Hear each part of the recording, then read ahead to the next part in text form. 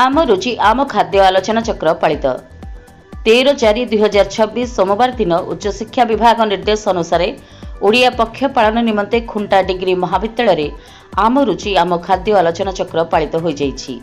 छात्र छात्रीगण स्वहस्तर प्रस्तुत करिथिबा खाद्य को आकर्षणीय ढंग से सजाई समस्तंकर दृष्टि आकर्षण करथिले। विशेष खाद्य मध्य पखाळ, बड़ीचूरा, साग भजा, छुई तरकारी, आरिसा, काकरा, पिठा, मांडिया चकुली, मुढ़ी पकुड़ी और बेलपणा थिला अन्यतम।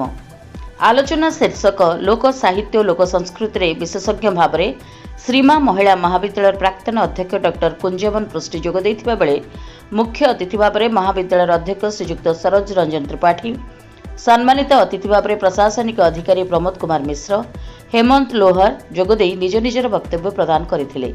एही आलोचना चक्र प्रारंभ में स्वागत नृत्य परिवेषण करथिले युक्त 3 तृतीय वर्षर छात्री पमिमणि कोछाद। स्वागत संगीत मध्य छात्री मानक द्वारा गान करा जायतिला। जातीय सेवा योजना युव रेडक्रॉस छात्र छात्रीगण करताली माध्यम अतिथि को स्वागत करथिले। एही कार्यक्रम में ओडिया विभाग मुख्य डॉक्टर हिरणमयी शतपथी स्वागत अभिभाषण रखिबा सहित डॉक्टर मधुस्मिता पाइन समस्त को धन्यवाद अर्पण करथिले। एही आलोचना चक्र में महाविद्यालय 11 जन छात्र छात्री निजर संदर्भ पाठ करथिले।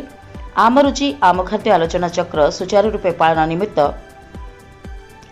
अध्यापक शुभम कुमार सासमल, अश्विनी रंजन मिश्र, गोपाल सिंह, इप्सिता प्रियदर्शिनी दास, सुधांशु कुमार गिरी, सुषमा हांसदा, प्रदीप कुमार बेहेरा, परमानंद महांतर प्रमुख भूमिका रही।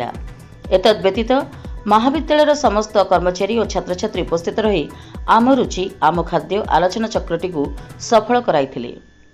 मयूरभंज खुंटारू निरंजन महांतर रिपोर्ट, जन अधिकार लाइव।